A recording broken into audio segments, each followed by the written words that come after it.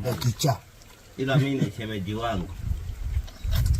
Hiyo ni shemeji wangu. Have you ever imagined a tribe that still lives in harmony with nature, rejecting all modern conveniences and steadfastly refusing to rely on farming or livestock?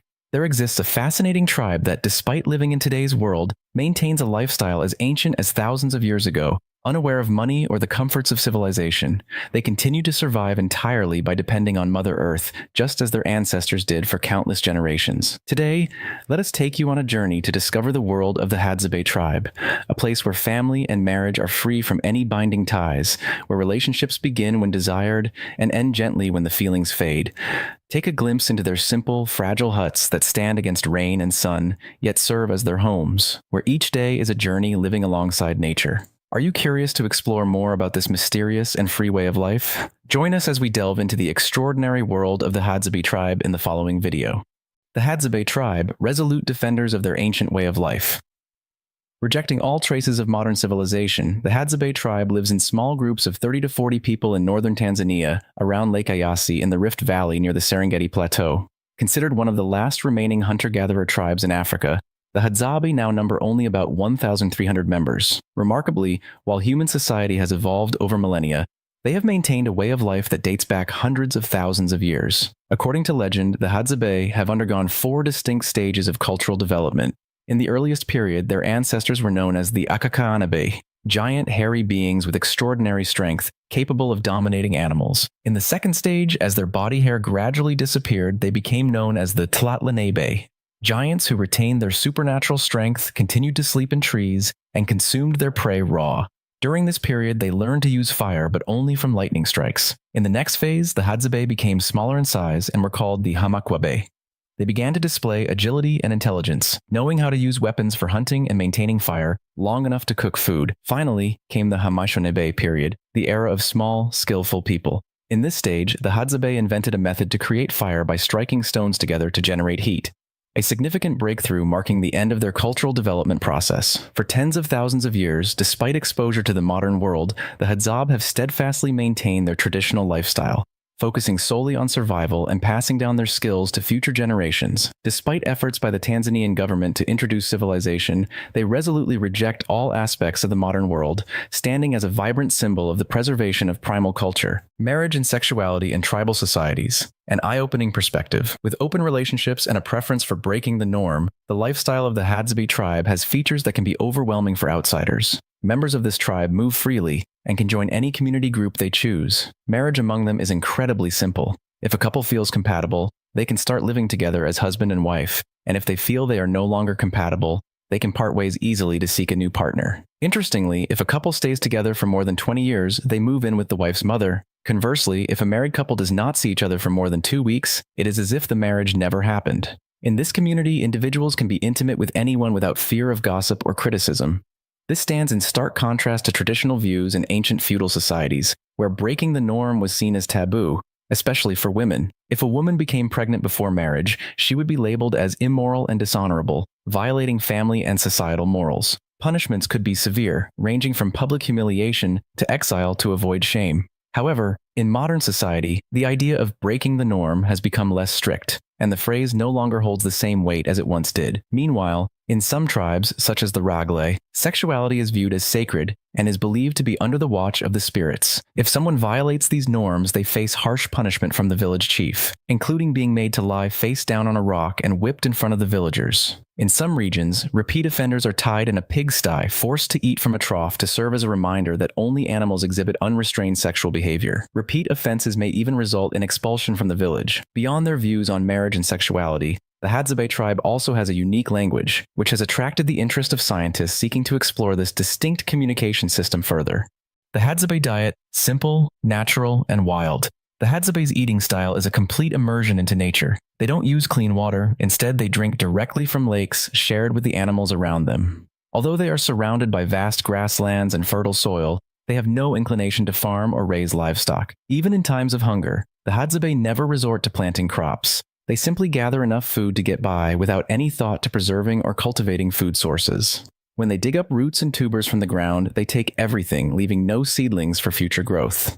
The Hadzabe's primary hunting tool is the bow and arrow. Every morning, the men of the tribe climb tall trees to scout for prey, hunting everything from baboons and snakes to other wild animals. Hadzabe children learn to hunt from a very young age. Even a 10-year-old boy can successfully hunt porcupines, rabbits, squirrels, or birds. They have no hesitation about crawling into burrows or camouflaging themselves to wait for prey. Sometimes, the meat is eaten raw on the spot without any preparation. Hadzabe men are responsible for hunting and gathering honey, while the women dig for roots and gather fruits. They consume all the food they find before embarking on another hunt, with no storage or trade of food. Bartering is virtually non-existent. Instead of using stoves or lighters, they rely on creating fire from stones and sticks. To roast meat, they simply skewer it on a stick and hold it over an open flame, or boil whatever they find. Although they consume raw foods and show little concern for health risks, a study by a professor at a university in the UK reveals that the Hadzabe have 4% more gut bacteria than Westerners, which helps them resist diseases like diabetes and asthma. The plants they gather are simply what nature provides, such as the baobab fruit, a distinct African fruit. The Hadzabe diet also includes porcupine meat, which they say is as flavorful as roasted meat. Honey plays an important role in their meals. However, when they collect honey, they destroy the hive, leaving no remnants for the bees to return to. Their diet mainly consists of roots and fruits, around 80%, with the remaining 20% being wild meat and honey. With such a unique, nature-bound lifestyle, the Hadzabe continue to uphold their traditional way of life, untouched by modern civilization, offering us a fascinating glimpse into survival in the heart of the natural world. Hadzabe housing and landscape, simple yet resilient with nature. The Hadzabe live in absolute simplicity, without written language, schools, or formal education for their children. Scarcity and the threats of poverty and disease constantly loom over this tribe. Here, you won't find any electronic devices or currency, and the concepts of corporations or schools are entirely foreign. Due to seasonal changes, the Hadzabe frequently migrate to ensure access to food and water, maintaining an ancient nomadic lifestyle. They have no specific religion and no firearms, and their simple mindset is perhaps why their dwellings are some of the most temporary. Instead of using the government-provided houses, the Hadzabe constructed simple grass huts. These shelters require no cement, bricks, or any modern building materials. They simply gather forest branches, arranging and binding them together to create a small, round space that can fit 2 to 3 people. First, a large branch is chosen as a central support, with smaller branches arranged in a circular frame around it. The ends of these branches are tied at the top, forming a rough dome.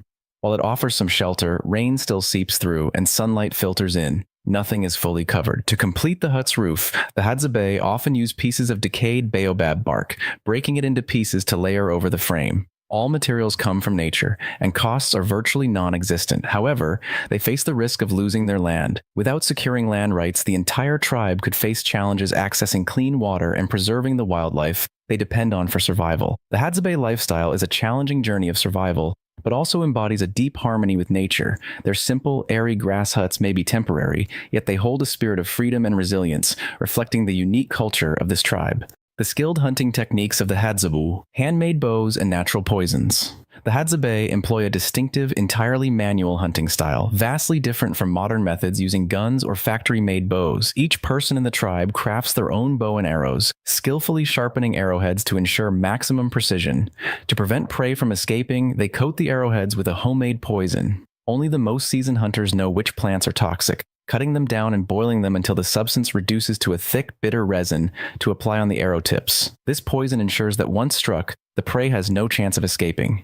The Hadzabe also use baobab bark to carry water, which they apply to arrow tips to smoothen them for better aim and release. Once their preparations are complete, they set out in small groups, meticulously tracking every sign, from animal footprints to movement direction, to locate their prey's hideout. When they reach the target location, a single well-aimed shot brings down the animal, securing a hearty meal for the tribe.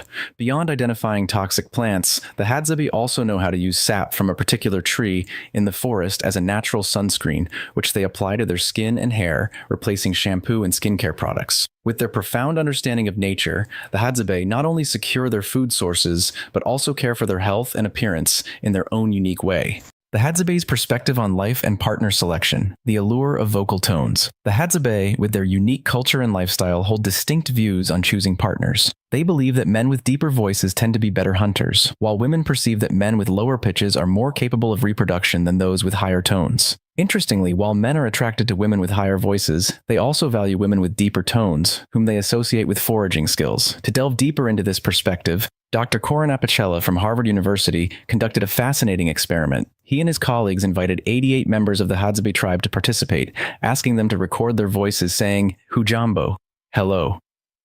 The recordings were then manipulated to create various pitches. In this study, women were asked to choose male voices they deemed best suited for a good husband, while men evaluated female voices based on their potential as wives and foragers. Upon analyzing the data, Corin discovered an intriguing pattern. Breastfeeding women tended to prefer higher-pitched voices, while those with older children leaned towards deeper tones. This could imply that higher voices signal a man's willingness to nurture and his sense of responsibility towards his family and community. Another anthropologist, David Putz from the University of Pennsylvania, highlighted that deep voices not only serve as an attractive trait, but also signal male dominance. Previous studies suggest that in stressful situations, men may feel intimidated by those with lower voices. However, men do not typically find deep-voiced guys appealing. The perspectives and partner preferences of the Hadzabe reflect their cultural values and provide insights into social behavior and psychology within their community. Living in harmony with nature, they showcase the intricate connections between sound, attraction, and family roles. Thank you, dear viewers, for accompanying and following our channel throughout this time. If you want to explore dozens of different countries and fascinating tribes, please leave your name in the comments section. Don't forget to like and subscribe to the channel so you won't miss any interesting videos. For now, goodbye and see you in the next exciting videos. Bye bye.